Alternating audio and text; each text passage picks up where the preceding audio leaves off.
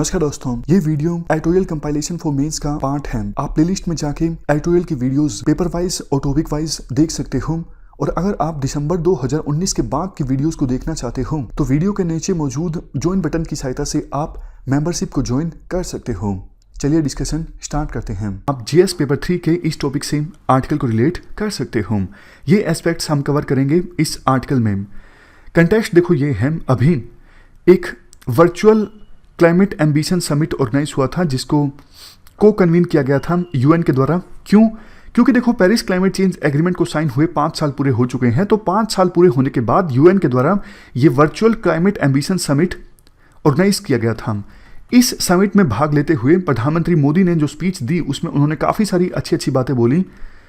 देखो 2015 में जो पेरिस क्लाइमेट चेंज एग्रीमेंट हुआ था उसमें विभिन्न देशों ने अपनी अपनी तरफ से वादे किए थे, प्रोमिस किए थे कि हम ये कुछ करने वाले हैं एमिशंस को कम करने के लिए।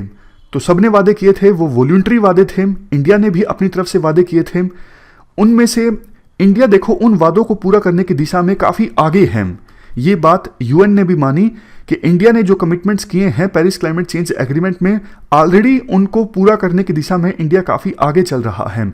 जैसे देखो एग्जाम्पल के तौर पर पेरिस क्लाइमेट चेंज एग्रीमेंट में इंडिया ने वादा ये किया था कि 2030 आते आते इंडिया अपने देश में एमिशंस को 2005 में जो एमिशंस थे उसका 33 से 35% कम करेगा।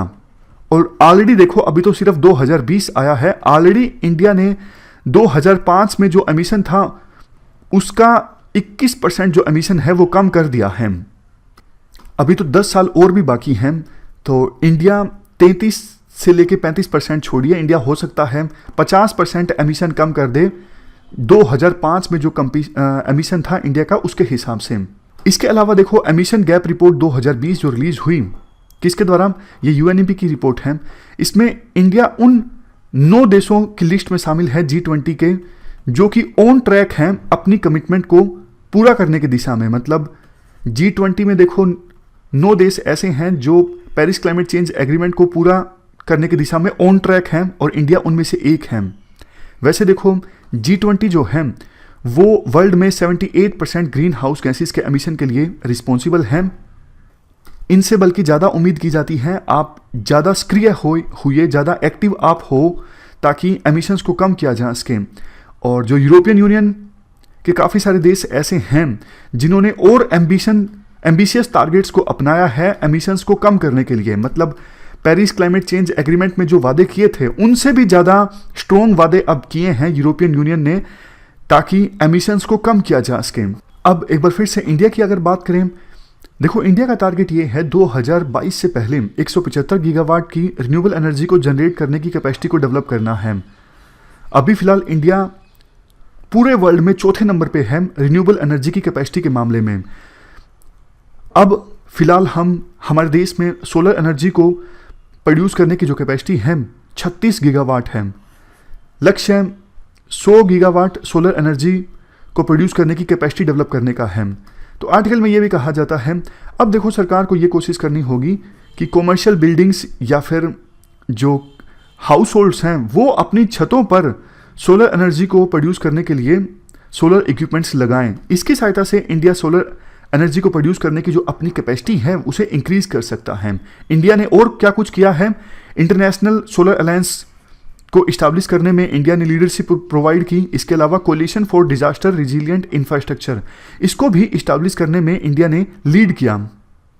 इसके अलावा हाल ही में यूएन की एक रिपोर्ट रिलीज हुई थी जिसके अनुसार इंडिया का पर कैपिटा एमिशन जो है वो ग्लोबल एवरेज से ऑलमोस्ट 60% कम है।